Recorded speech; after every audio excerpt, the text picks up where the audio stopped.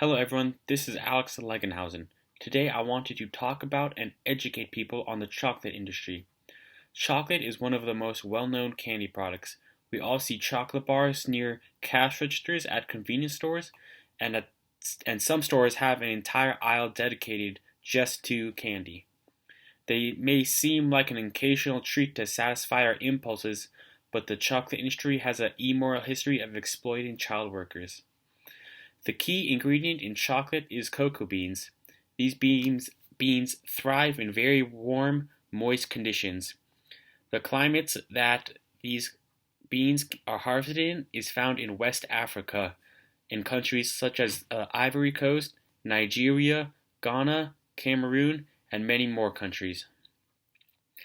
If you know anything about the economic and political conditions of Africa, you know that people are extremely impoverished in that region.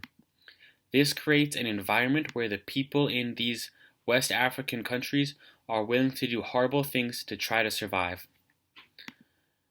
On West African cocoa bean farms, you can find children as young as 10 years old working 12 hours a day with dangerous tools such as machetes and herbicides. Many of these children are basically slaves to the owners of the farms. They get paid cents a day and are not allowed to leave the farm under threat of violence. Many of these children are separated from their families and do not have a way to contact them. You may be wondering how these children ended up on these farms. Many of the children are immigrants from surrounding countries. They are often separated from their families while moving to these areas that have farms and end up being trafficked and sold as slaves to the cocoa bean farms. While it is easy to blame the farmers as slave-owning human traffickers, which they are, you need to understand the institutions that put them in this situation. These cocoa farmers get intense pressure to sell their beans for extremely low prices by large chocolate corporations, who are their main buyers. These corporations include Hershey's, Nestle, and Mars. If the farms demand too much money, the corporations can just purchase from other cocoa bean farms. This will be a minor inconvenience for the corporations, but can put the chocolate farms out of business, which will destroy their livelihood. This massive difference in economic power between the farms and the corporations is very problematic. The large difference in power is why I blame the chocolate corporations more than the farmers for the children being abused.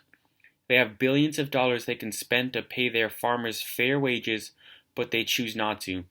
They are only interested in maximizing the most amount of profit for themselves and their shareholders. If the CEOs and board of director members visit these farms, they would realize what horrible events were happening in their pursuit of maximizing profits. To be fair, several large chocolate companies realized child labor on their farms was a problem in 2001. They coalesced together and made it their goal to largely end child labor on farms that they bought from by the year 2009. Despite this proactive approach, they largely failed and have been left unchecked.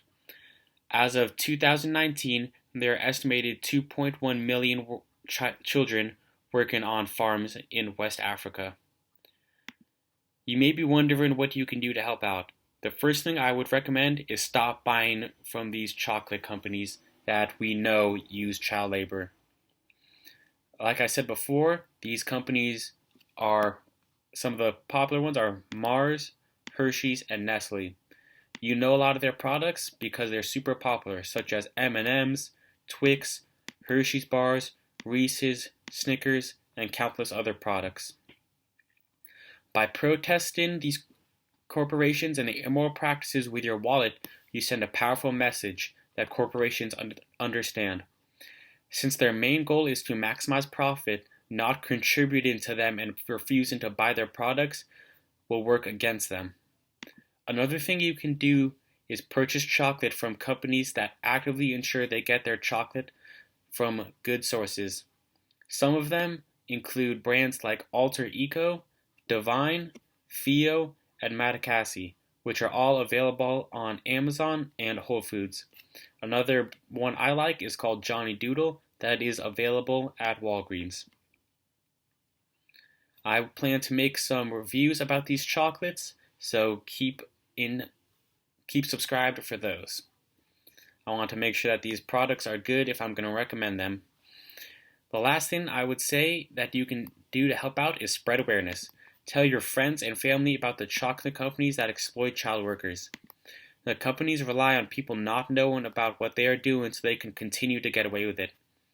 By even letting a few people know, this can spread a lot of awareness and put pressure on chocolate companies to change their practices.